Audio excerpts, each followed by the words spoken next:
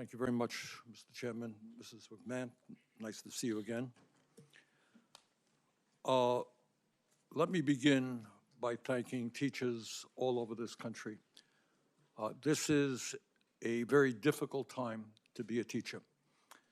And talking to teachers in Vermont, and I think teachers all over the country, what they are telling me is they are spending a lot of their times not only teaching math and English, but dealing with the emotional needs of kids.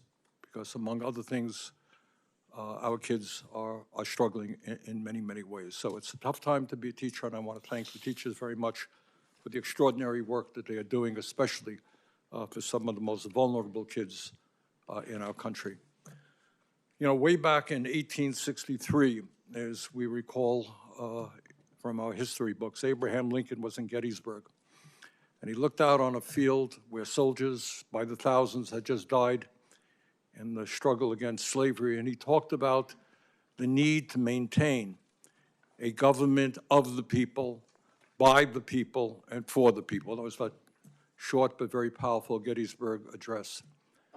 And I think in this country today there is a growing fear that instead of having a government of the people, by the people, and for the people, we are looking at a government of billionaires, by billionaires, and for billionaires, whose job is not to improve life for ordinary people, but to make the people on top even wealthier.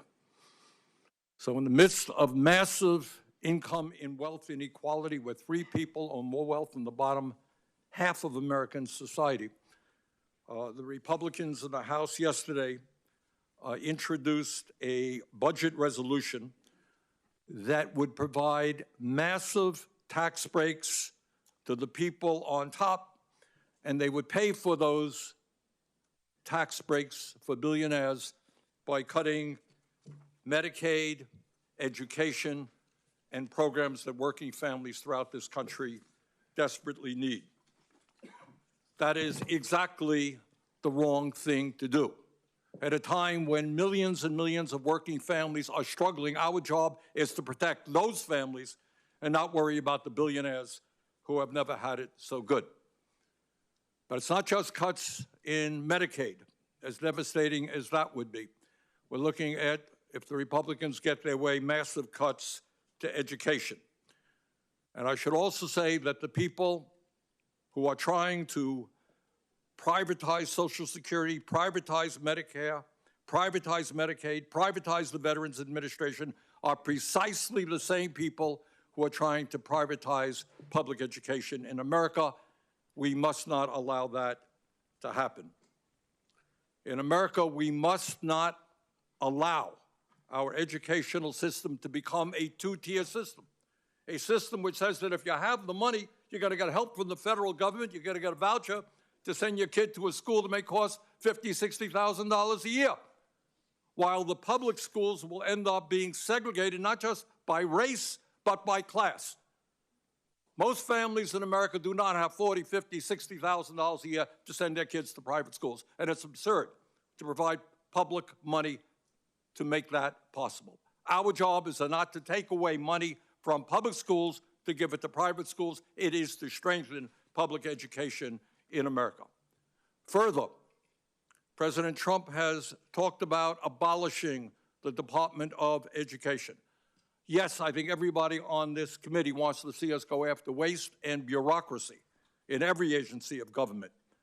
But what we must understand is that when we talk about the Department of Education, they are providing vital resources for 26 million children in this country who live in high-poverty school districts. Is it the responsibility of the federal government to say that every kid in America, whether you're poor, middle class, rich, gets a quality education? It is. And that is what a lot of what the Department of Education does. Department of Education provides millions of public school students who have disabilities, emotional problems, physical problems, provides them with help. It provides Pell Grants and other important financial assistance that over 7 million low-income students need to get a higher education. So the goal is not to abolish the Department of Education, it is to make it more effective and to make sure that it addresses the educational needs in this country. Mr. Chairman, in my view, we need a Secretary of Education who understands that in the wealthiest nation in the history of the world, we should have the best educational system on this planet, from child care to graduate school. We need a Secretary of Education who understands that we're going to attract the best and the brightest to the teaching profession. You know what? We have to pay teachers the kinds of salaries that they deserve, which is why I've introduced legislation that says no teacher in America should earn less than $60,000 a year. We need a Secretary of Education who understands that schools do not end at 2:30 or 3 o'clock. We need strong after-school programs. We need strong summer programs. We need a Secretary of Education who understands that we've got to invest in mental health. We need a Secretary of Education who understands that we have got to fully fund the Individuals with Disability Education Act. So there are a lot of questions I have for Mrs. McMahon. I very much appreciate her being here and look forward to the discussion we'll have. Thank you, Mr. Chairman.